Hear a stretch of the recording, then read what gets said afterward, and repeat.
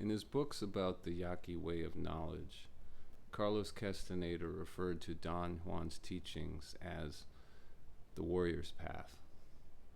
I don't think Don Juan was a character based on a real person, but rather one created by Castaneda as a way to communicate a change in either the way he perceived reality or the way he believed it could be changed. The fact that there's a spiritual path to becoming a warrior implies that there is some starting point, an initial state of being that's left behind. The term warrior implies that there is an adversary, but on this path, it's not a physical one. There are warrior traditions that advise the subject to consider themselves dead already. In this state, boons are magnified and tragedy is blunted due to well-managed expectations. The actor performs with less apprehension for a loss of life that they have already accepted, at least in theory. Additionally, energy has not been wasted in ruminating on what might happen. No energy is given to fear, only practical matters.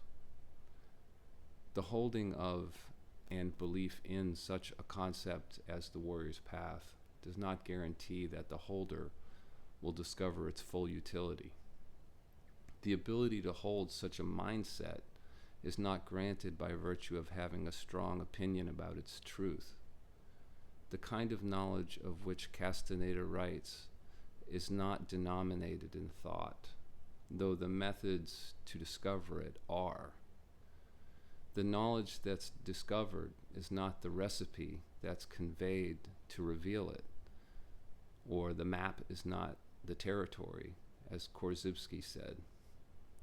The teaching is as the Buddha described the Dhamma, like a raft for crossing the river. It can be left behind when the destination is reached. Or it can be likened to the splinter that removes the splinter. They can both be discarded when the delusion is dispelled, as Ramana Maharshi described. Castaneda's path of the warrior is cultivated through a way of being. To memorize a process such as this and have an identity tied up in being a teacher of it is antagonistic to the fruition of its purpose. The warrior's path brings forth the opposite of self-importance. A teacher of this way is pointing to levers that have already been moved in themselves. The recipe is in their description of life, and the evidence appears outwardly in their utter lack of need. If the warrior's path, in the Castanedian sense, isn't one of martial training, then who is the adversary? Though the enemy doesn't possess a physical body, it is a complex of information and energy that resides in the astral body of its host.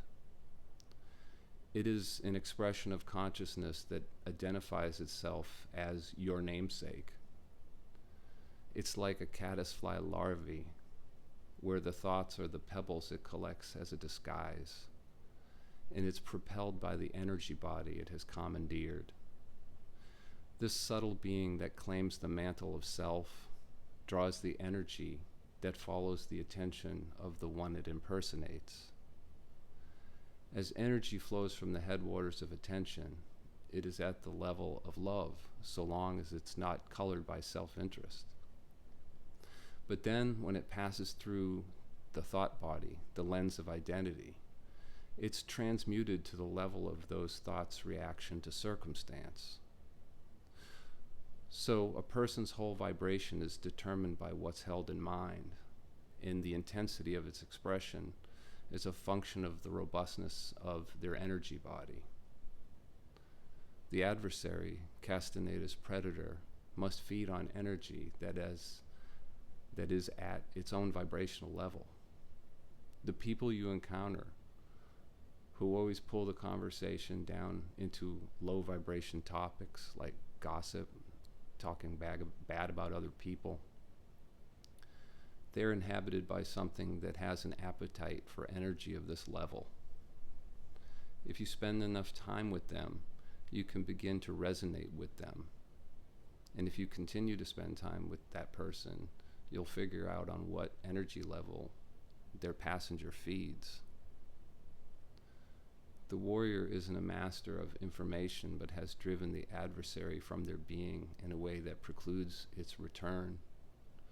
Once exposed, an imposter cannot reassert themselves as the one they impersonate. The predator is dispelled through exposure.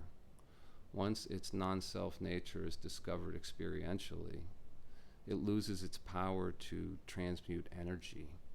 And the reason for this is the same reason why playing poker for play money feels different than playing it for real money.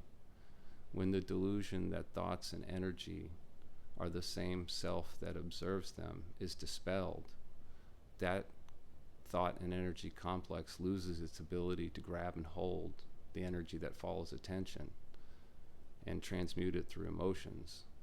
The thing literally starves from a lack of attention, and it has to flee as the truth reflecting from the spiritual heart is not to its liking.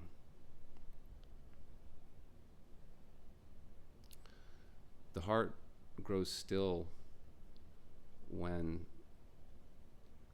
circumstances relationship to what's held in mind no longer causes a reaction. There is a surrender to the perfect of what is, but it's not perfection as defined by any personal point of view.